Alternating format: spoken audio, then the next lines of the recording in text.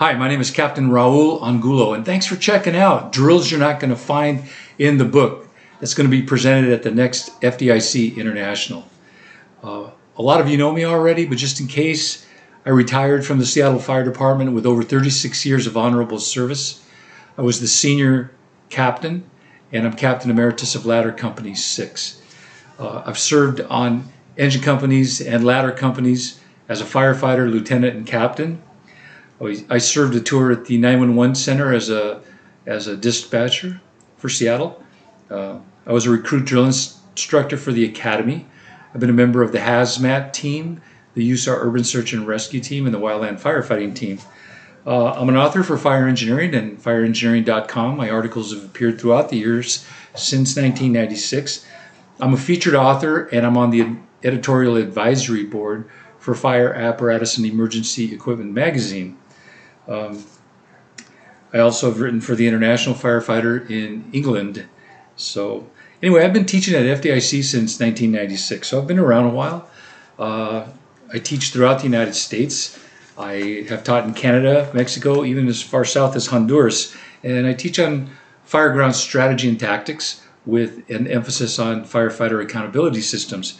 I co-authored the National Fire Academy curriculum for Calling the Mayday with Dr. Bert Clark. I teach on fire service leadership, company officer development, and crew development. So my latest project, I'm very proud of it, is I am the new author of Engine Company Fireground Operations 4th edition, published by Jones and Bartlett. It's an NFPA publication. It's available now. And I'm currently working on Ladder Company Fireground Operations 4th edition. Hopefully that should be out by FDIC. But back to drills you're not going to find in the book. We've already passed our 10-year anniversary. I can't believe it's been 10 years as a class at FDIC. And why is it so popular? Why is it people still go to this class? Well, it's an exciting class, mainly because we're developing your expertise. We're taking the fine points of what we already do so that we can perform it like experts. And it resonates mainly with senior firefighters and company officers and training officers. Peter Procolo, who is the web editor for fireengineering.com, says that the articles that get the most hits are the ones that involve drills. Firefighters just eat that stuff up, he says. And so this is par for the course. There's tons of drills in this class. Bobby Halton once said this class should be a staple at FDIC, and I don't know, maybe after 10 years it probably is, so I'm very honored about that. Firefighters send me their drills after they've had the class, and so we include some of them. One of the best ones I ever received was from Leland Fire and Rescue in North Carolina, and firefighter paramedic Mike Hebert and paramedic Captain Chris Watford, they developed this 10-step sequence for firefighter CPR, and the whole gist of it was once the RIT team extricates a downed firefighter, that rescue transitions into an EMS incident, and so you have to quickly get that unconscious firefighter out of their bunking gear so that the paramedics can work on them. And so they developed this very quick 10-step method of efficiently removing gear from a downed firefighter. And they've practiced that drill so they can get that gear off in like 30 seconds. So very challenging. We're going to cover that one. These drills teach you to think outside the box. It teaches you how to problem solve under pressure. And I try and create these scenarios that you can replicate so that you can create some sort of urgency for your crews and create that sort of pressure. These are drills that I've collected throughout my career, over 38 years on the line, and they're outside the firefighter 1 and 2 curriculum. There's drills on engine company evolutions, ladder company evolutions, there's individual firefighter skill evolutions, there's safety and survival fine points. Again, I'm not trying to recreate what's already out there. This isn't a safety and survival class, but there's some points that I still think are being missed in some of these classes, and so we're going to cover those key areas. There's communication fine points for engine and ladder drills, and in fact, I've seen some of these drills or some of the things that I've taught appear in other firefighter and instructor programs. So the word's getting out and it's being implemented, and I'm very excited to see that. So these drills are mainly designed around line of duty deaths or close calls or those type of case studies. So the reality is these drills save lives. It could save your life, the life of your crew, and most important, it could save the life of a civilian that we're charged with rescuing. So we talk about what was done, what wasn't done, what are you going to do different if this event were to happen tomorrow? And so to me, that's the most important question. There's nothing new under the sun. There's no silver bullet. It's not like these are secret drills. It's just fine points that are being missed. For example, I'm seeing, well, there's always a new learning curve, but I'm seeing the same mistakes on videos out there at fires. We're making the same mistakes over and over and over again. It drives me nuts. Like there's been some recent Mayday drills that have not gone right because firefighters simply call Mayday, Mayday, Mayday, and that's it. They don't say where they're at, what they need. The IC doesn't know where they're at. And so we cover that scenario, and we tie it to the importance of LUNAR, and most important, how it's tied to an accountability system. No matter what system you're using, I can show you how any component of LUNAR can help you pinpoint where that firefighter is on the fire ground. And but we have to train the firefighters right. So I'm seeing that as a training deficiency that we're definitely going to address in this class.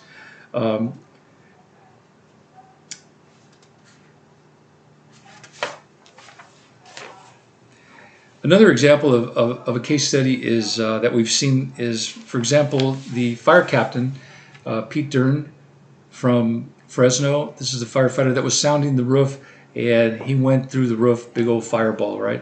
Well, I'm teaching a technique that with your sounding tool, maybe there's a quick way if you feel like you're going to fall that you can turn that bar, your tool, horizontally and bridge that gap. So maybe it could arrest your fall or give you a bounce so that you can, it'll prevent you from falling into that hole.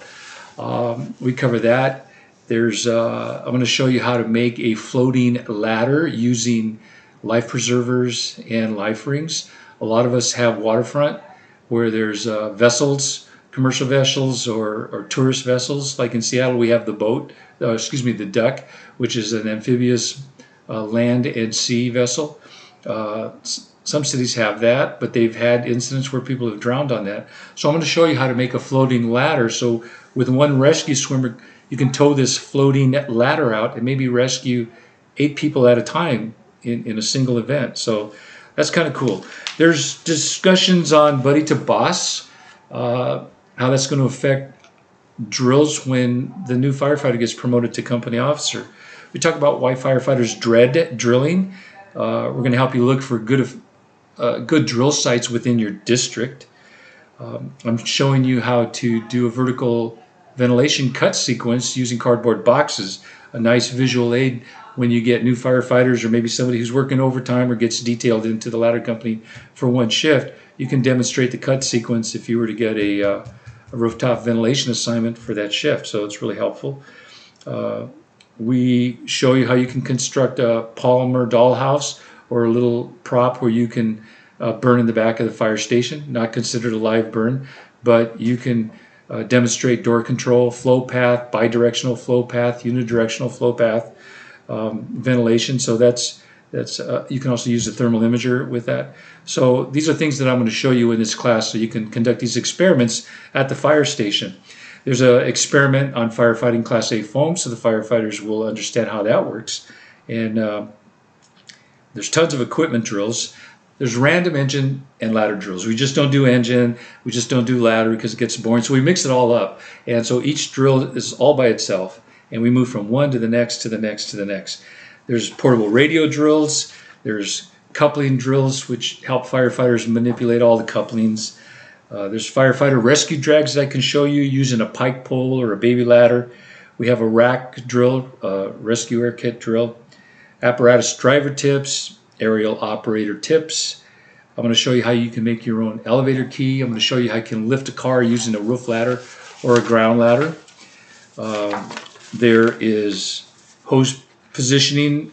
There's a little drill using an attic ladder and hose where you can efficiently position the hose. You're not wrestling with the hose when you're trying to either extinguish or overhaul an attic fire.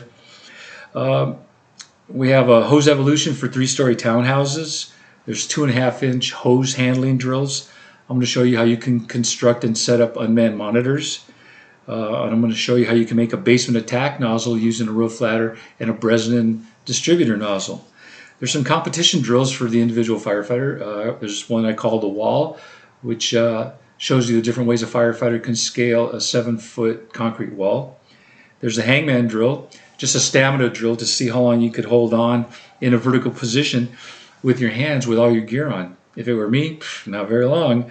So, and then maybe switching out an SCBA drill. Let's say you're out of air and all we can get you is a spare cylinder. Can you switch out your SCBA bottle by holding your breath? We're going to show you the technique to, while you're still on air, remove your backpack, get it all ready, and then maybe you could switch out that bottle in one breath. So kind of fun. There's over 100 drills in this program. Most of them are original.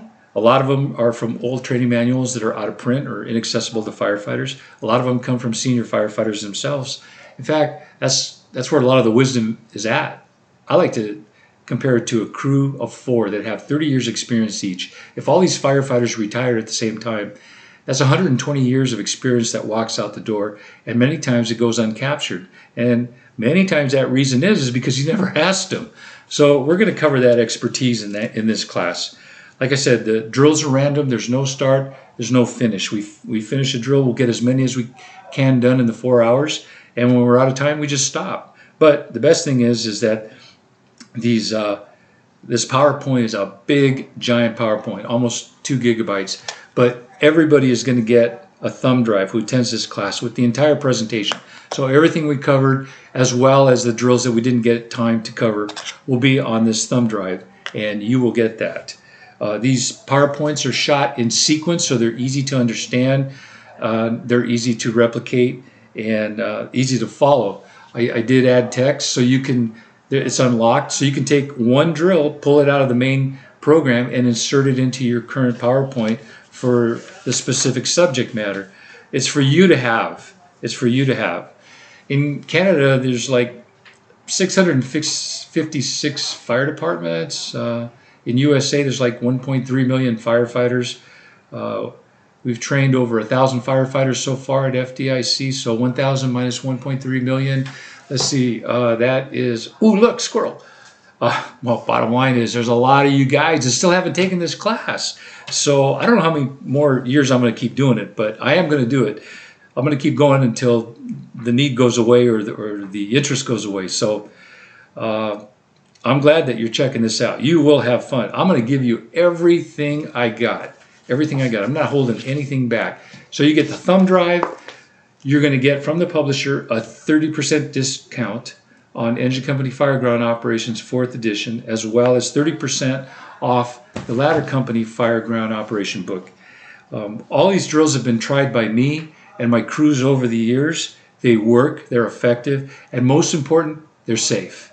They're safe. They're safe drills. I have never gotten anybody hurt, injured, or killed on a drill or a fire throughout my whole career. So, we don't want to get anybody hurt training. But anyway, this is an exciting class. I'm excited to teach it, and I just hope that you sign up. You're not going to be disappointed. So thanks for checking this video out, and we'll see you at FDIC International for drills you're not going to find in the book. Thanks.